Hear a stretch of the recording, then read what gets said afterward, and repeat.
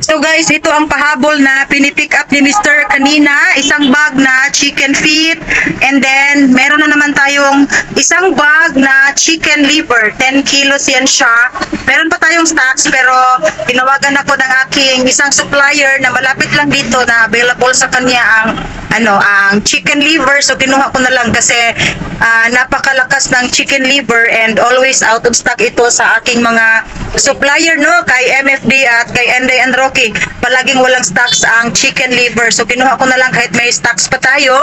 Tapos ito din yung pinipick up ni Mr. sa palengke kanina, worth 2,000 pesos na mga chorizo. Ang ating pork chorizo, ito guys ay 1,500 dahil ito ang fast moving. And then meron ding maghahanap sa akin ng chicken chorizo, meron ding beef chorizo.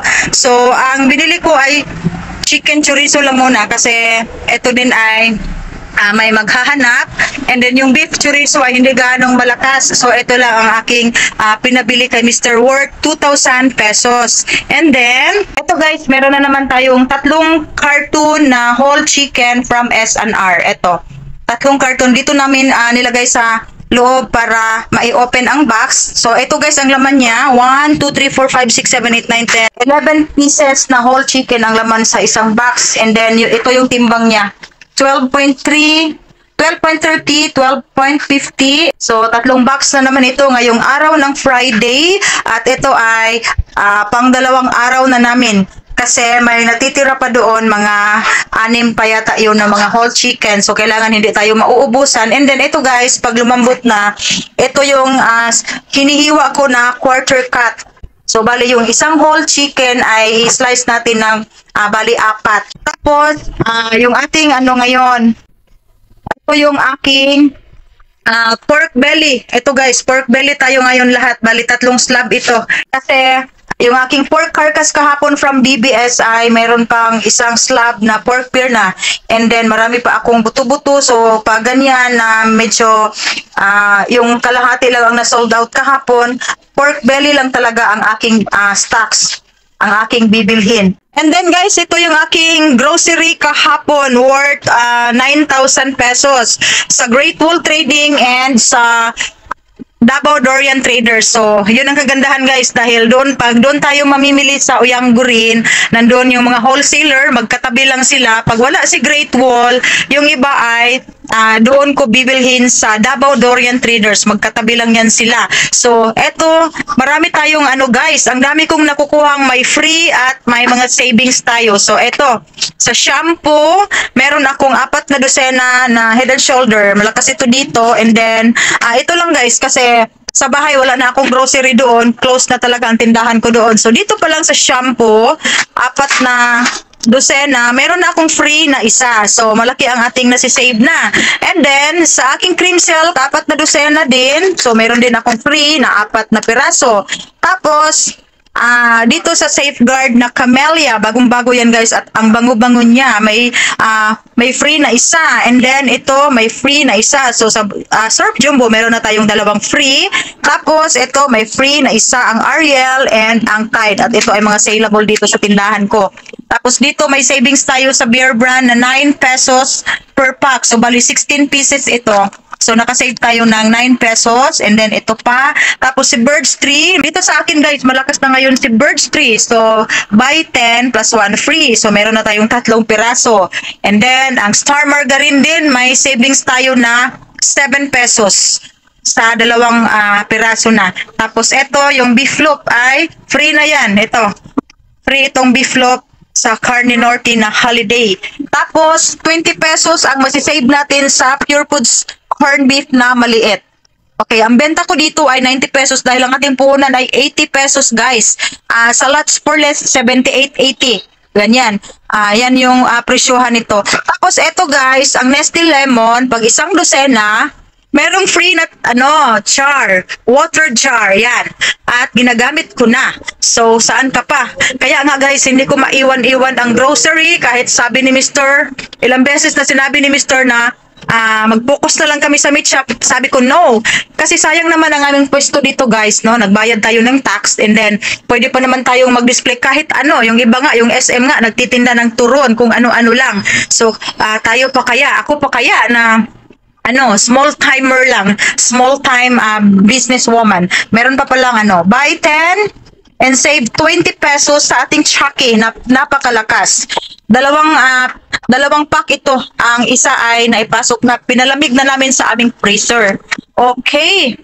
At ito guys, hindi pa namin na-display yung mga napamili namin kahapon and marami akong biniling cling wrap. Itong aluminum foil dahil ang mura lang.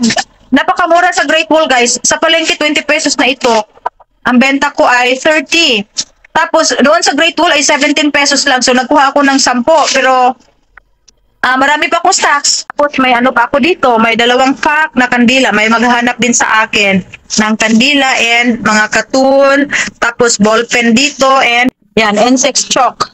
Kasi yung ating mga sugar ay nilalanggam. So nilalagyan ko ng chalk. Tapos dito mga Silver Swan and mga Ricardos guys. May nahalo lang na smart dishwashing. So ito. And meron pa tayong mga dilata dito. And meron pang Dutch meal. Ito ay i-display pa namin and hapon na, alauna na ng hapon. Meron pa tayong Vitamilk. Yung isang pack ay na-display na sa chiller. And eto guys, dahil napakalakas dito sa akin ang meron akong nabiling isang case na Prince Price sa Virginia. So, pag bumili sila dito sa akin ng Prince Price, bibili din yan sila ng mga cheese powder. Itong cheese mist na cheese powder. Ito ang benta ko ay 8 pesos lang per sachet. Dahil ang aking punan ay 4.50. Pero sa palengke, mahal na ito 8 pesos. And then dito sa akin, 8 pesos lang ang aking retail. Tapos itong medyo malaki, malakas din dito sa akin, 200 grams. 26 ang puhunan, 35 ang benta ko dito. Ang bumibili sa akin ay yung nagtitinda ng, yung nasa harap namin, yun guys, nagtitinda ng mais. Si Suki din namin yan, nagtitinda, may mais dyan, yan. Nangita gahapon niya wala tayo cheese powder. Nalalata so, yan yung ating chicken feet.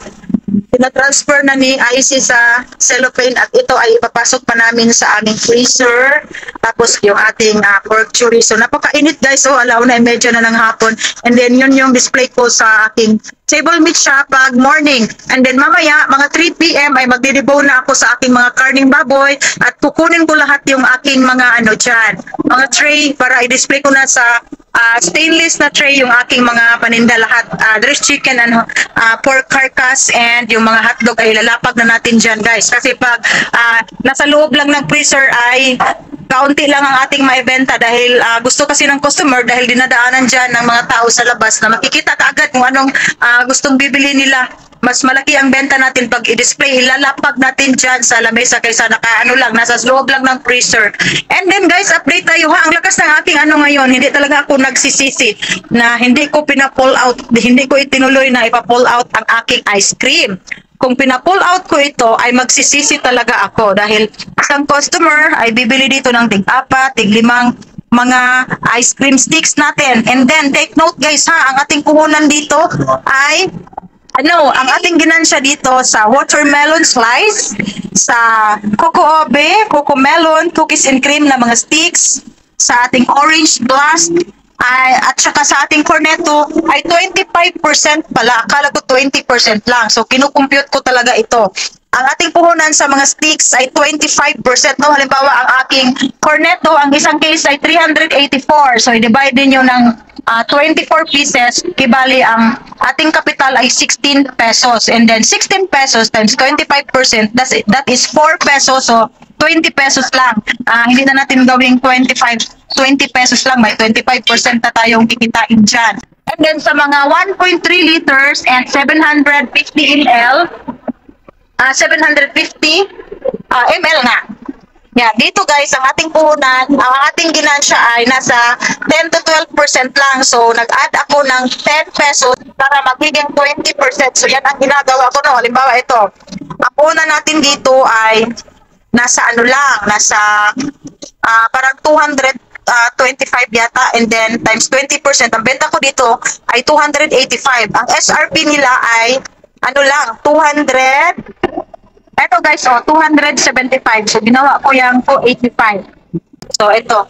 May naibenta na tayo dito sa 750 ml. At ito guys, hindi ganong malakas, pero once na may bumili dito, tig tatlo, dalawang ganyan, plastic na 1.3 ang bibili ng ating customer. So hindi talaga natin mapipredict kung ngayong araw may benta tayo sa medyo malalaki sa half gallon na ice cream, pero once bumili si customer ay tig dalawa tatlo ang bibili nila dahil sa very affordable lang.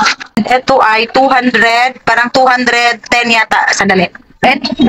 So, ito yan siya guys. Ang kanilang SRP ay 199. So, 200 na yan siya. At add ako ng 10 pesos, 210. So, birthday special. So, 210 lang. Yan. Tapos, so ito guys, meron pang mas mura pa sa ating 210. Etong 3-in-1 plus 1. Meron akong 3-in-1 plus 1. Yan. Ito guys, ang benta ko ay... Ito guys, 160 ang benta ko. So, yan, ang kanilang SRP ay 149. So, round up tayo ng piso, 150 at 10 ako. So, ang benta ko ay 160 and 1.3 liters na yan guys, ayan. 1.3 liters yan siya kagaya nito, oh. Ito, 1.3 liters. Ini, lunsay mo. Dahil tagay sa dahil, 1.3, pareho lang yan sila. Ito, 1.3 liters. Pero, medyo special yan siya. Dalawang flavor lang. So, medyo mahal ito ng kaunti. So, benta ko ay 210. And then, ito ang benta ko ay 160 lang. Ang SRP ay 149. Yan guys. Parehong 1.3, no? Parang tinalo lang yata ito sa flavor. Okay. At ito naman ay 110. 99 yan ang kanilang SRP, tatlong flavor, 3-in-1 plus 1. Ang benta ko ay 110 ba dahil, no? Tama? 110. And then guys, meron ding dalawang klase ito ha. Merong 750 ml na tatlong flavor, 3-in-1 plus 1. And then meron ding birthday special na isang flavor lang at medyo mahal ito. Ito, Day, pila ni Day? Cookies and cream na yan ay special flavor. Yan guys, 125 at 10 pesos ako. So, ang benta ko dito ay 135. So, yan yung ginagawa kong discarte guys sa aking mga ice cream. Kasi alam nyo naman na mahal ang kuryente, and then itong medyo mga big sizes sa ice cream ay medyo mas stuck pa ng matagal-tagal. Hindi naman umabot ng ilang buwan dito. Masosold out din yan. May benta din natin yan. Pero medyo matagal. Hindi kagaya sa mga sticks, cornetto, yung tag 10 pesos natin, mga slice na every now and then, yung mga bata ay bibili talaga. At alam na nila na may select na ice cream ako dito na mura lang. So, yung mga mama ay dito na bumibili sa akin. Tag 4 na piraso, 3 piraso sa watermelon. Ito talagang napakalakas sa akin. Watermelon slice and orange blast. And ang cornetto din dahil sa sa 7-Eleven yan ay 25 pesos. And then sa iba ay 30 pesos na yan siya. Okay, at yun lang guys ang ating isi-share sa inyo. Thank you so much for watching again my YouTube channel. Okay guys, ito yung aking pinamili sa Great Wall and Dorian Traders nung Friday. So, meron tayong 1, 2, 3, parang 4 na cartoon at meron tayong kandila dyan and dalawang bundle na 10 ounce cup kasi malakas din yan dito, and mga Super Q na bihon meron tayo dyan at SP bihon, yan yung mga napamili natin doon sa Uyanggurin.